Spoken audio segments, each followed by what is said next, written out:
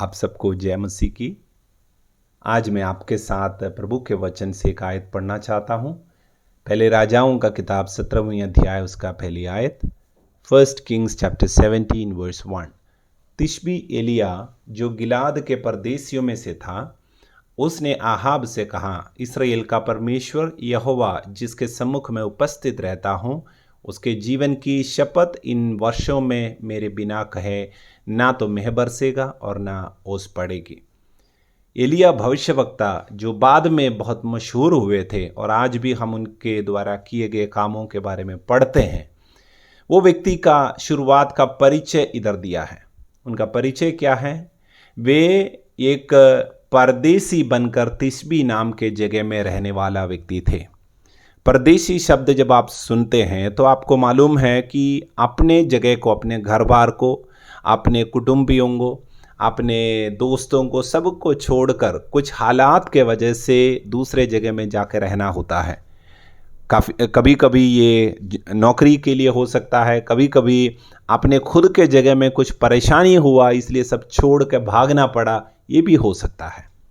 लेकिन देखिएगा, ये एलिया अपने जीवन में चाहे किसी भी वजह से अपने घर बार को छोड़कर उसको आना पड़ा नए जगह में, उसने वहाँ पर अपने जीवन को एक नई दिशा में ले जा रहे हैं।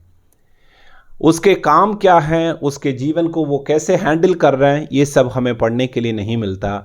लेकिन उसके बारे में एक बात हमें दिखाई देता है, वो परमेश्वर के सम्मुख खड़ा रहा। Praise Lord. क्योंकि वो अपना परिचय राजा को दे रहे हैं, जिसके सामने मैं खड़ा रहता हूँ। मानो जैसे कि एलिया अपने जीवन का जो नया जो समय है, जो परदेसी बनकर रहने का समय है, वो ज़्यादातर परमेश्वर के उपस्थिति में समय बिताने के लिए पसंद करता था। हमारे भी जीवन में काफ़ी बार ऐसा मुश्किलें आता है, ऐसे सिचुएशंस आता है जहाँ पर हमारा नॉर्मल ज़िंदगी अफेक्ट हो गया है। नॉर्मल ज़िंदगी में थोड़ा बहुत फेरबदल हो गया है। पहले हम जो करते थे वो अभी कर नहीं पा रहा, पैसा खो गया, बिजनेस नहीं रहा और नौकरी छूट गया। ये सब चीज़ें हमें काफ़ी बार दिखाई देता है। उस तरह के समय में अक्सर लोग परेशान हो जाता है, डिप्रेशन में चले जाते हैं और बहुत कुछ कर देते हैं। लेकिन एलिया को देखिएगा, वो उस तरह के परिस्थिति में परमेश्वर की ओर अपना ध्यान लगाते हैं, प्रभु की उपस्थिति में समय स्पेंड करते हैं। अगर आप ऐसा एक व्यक्ति हैं जो अपने जीवन में इस समय बिल्कुल अचानक से कोई बात आपके जीवन में हुआ और क्या करना है क्या नहीं करना है समझ में नहीं आ रहा, तो सबसे बढ़िया तरीका है परमेश्वर की उपस्थिति में बैठें, प्रभु की उपस्थिति में प्रार्थना करना शुरू करें। इसका मतलब ये नहीं एक दिन आपने प्रार्थना किया तो आपका प्रॉब्लम सॉल्व हो जाएगा। लेकिन जब आप परमेश्वर की उपस्थिति में आप बैठेंगे, परमेश्वर आपको एक नया शुरुआत देंगे। देखिएगा, एलिया से परमेश्वर ने बात किया और कहा, तुम राजा से जाके ये संदेश दे। एलिया अभी तक साधारण एक व्यक्ति थे, लेकिन इस परमेश्वर के एक संदेश के द्वारा एलिया पूरे इस्राएल के ऊपर भविष्यवक्ता बनने के काम का शुरुआत उसके जीवन में हो रहा है। हमारे जीवन के डिप्रेसिंग टाइम्स हमारा एंड नहीं है, काफ़ी बार हमारा शुरुआत हो सकता है। अगर परमेश्वर हमारे जीवन में है तो हमारे जीवन के सबसे मुश्किल समय भी परमेश्वर बदल सकता है।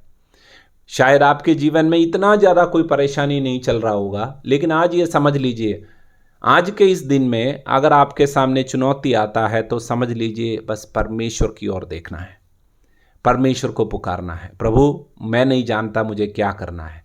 प्रभु, मुझे नहीं पता कि किस दिशा में मैं जाऊं। प्रभु, मैं नहीं जानता इस हालत में मैं अगला दिन का कैसे सामना करूं। उन सब समयों में परमेश्वर आपके लिए सहारा पहुंचाएगा।